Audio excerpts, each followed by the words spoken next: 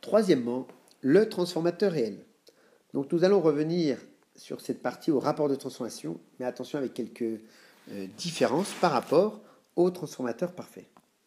Donc tout d'abord, le rapport de transformation. Nous allons faire une différence entre la tension à vide et la tension en charge au secondaire. Le rapport de transformation M est égal à la tension à vide au secondaire, donc U de 0, divisé par la tension U1N. Et nous avons I1N est égal à I de N. Le rapport de transformation est toujours égal à N2 sur N1. Voici un petit exemple. Nous avons un transformateur 230 volts, 27 volts. Donc, la première information donnée sur la plaque cinétique de transformateur 230 volts est la tension primaire. La seconde information, attention, est les 27 volts, est la tension secondaire à vide. J'ai donc le rapport de transformation M qui vaut U2,0 sur U1N. Alors le U2,0, c'est la tension à vide que parfois elle est notée U2V. Nous avons donc le rapport de transformation qui vaut 27 divisé par 230, ce qui nous fait 0,117. Que le transformateur soit parfait ou réel, il y a égalité entre la puissance apparente au primaire et la puissance apparente au secondaire. Comme nous retrouvons cette puissance apparente sur le transformateur, par exemple dans le cas ici présent, nous avons un transformateur d'une puissance apparente égale à 100 VA, eh bien nous sommes capables de déterminer, alors S1 est égal à U1N, I1N, ce qui veut dire que I1N est égal à S sur U1N, c'est-à-dire 100 divisé par 230, ce qui me fait du 0,43 ampères.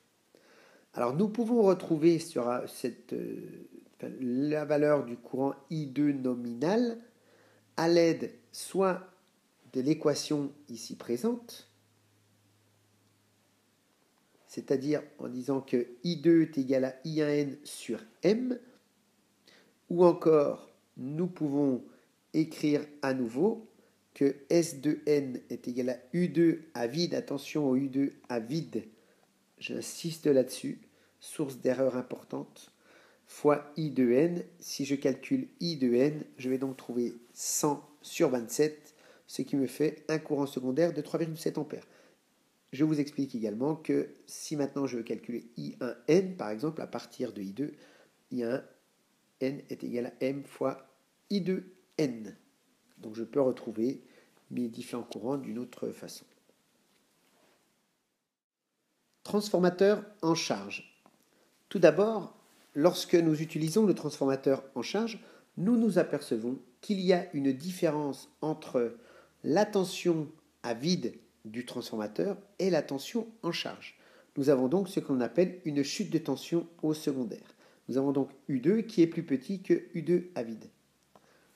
Nous allons donc définir cette chute de tension secondaire delta U2 qui vaut donc U2 0 moins U2. U2 0 tension à vide, U2 tension au secondaire en charge.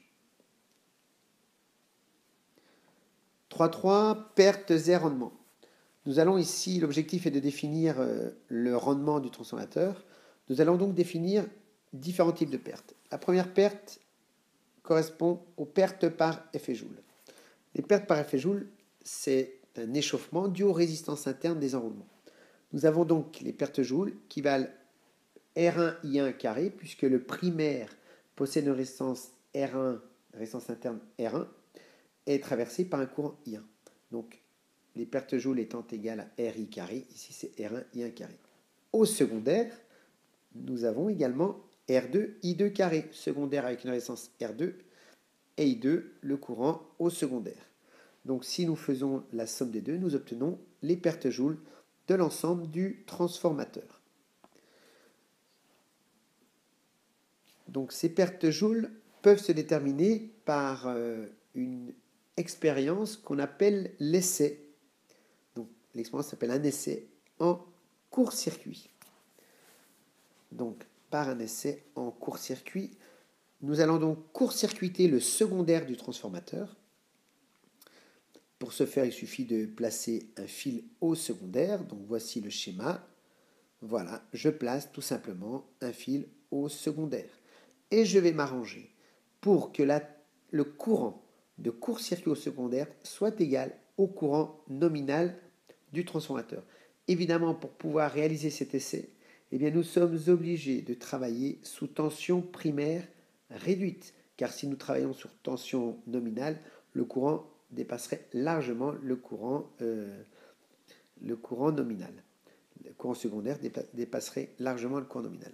Alors, je vais vous noter ici comment mesurer justement ces pertes joules. Il suffirait de rajouter ici le wattmètre. Donc, je vais vous représenter une pince wattmétrique que voici. Donc, ici, le courant. Ici, la partie tension de mon voltmètre avec ici la borne comme de mon wattmètre. Donc c'est la partie tension de mon wattmètre. Et la lecture, donc le P1cc, donc puissance absorbée au primaire lors de l'essai en court-circuit, est égal aux pertes joules parce que je suis à I2cc égale à I2 nominal. Ensuite, nous avons les pertes dans le fer. Ces pertes dans le fer, nous vous le rappelons, sont constituées des pertes par hystérésis et des pertes par courant de Foucault. Ces pertes sont en général proportionnelles au carré de la tension et au carré de la fréquence. Ici, nous ne détaillerons pas trop cette partie-là. Par contre, elles peuvent se déterminer lors d'un essai à vide. Donc je vous rappelle qu'à vide, cela veut dire que le transformateur est alimenté par le réseau, mais qu'au secondaire, rien n'est branché. Donc P1V, la puissance absorbée au primaire à vide, va être égale aux pertes fer, mais attention, l'essai doit être réalisé sous tension primaire nominale. Je vous rappelle que donc U1V est égal à U1N, U1V pour U1 vide. Tout à l'heure, nous l'avions noté U10, donc petite erreur ici de notation. P1V, nous pouvons l'appeler P10, ça veut dire exactement la même chose. Je vous rappelle que I2 à vide est égal à 0, puisque nous n'avons rien au secondaire comme charge. Maintenant, essayons de déterminer le rendement. Donc, P2 est égal à P1 moins PJ moins Pfer. Je rappelle qu'ici, maintenant, le transformateur est en charge. Il va fournir une puissance P2 à une charge. Donc, P2 qui va être égal à U2 I2 cosinus phi 2.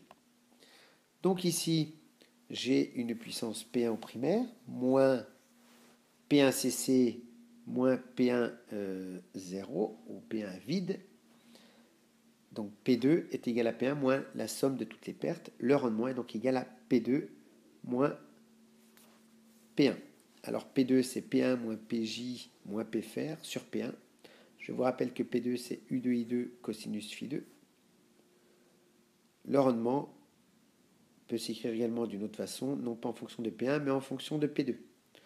Ce qui est en général un petit peu plus logique. Ici, je vous représente le bilan des puissances. Donc P2, la puissance utile du transformateur, P1, la puissance absorbée par le transformateur, PJ, les pertes joules, et Pfer, les pertes dans le fer du transformateur. Rappelons que, par exemple, ce P2 peut être réalisé lors de l'essai, donc en charge, où ici j'aurai U1, ici j'aurai I1, pardon. Donc je dessine ici mon transformateur.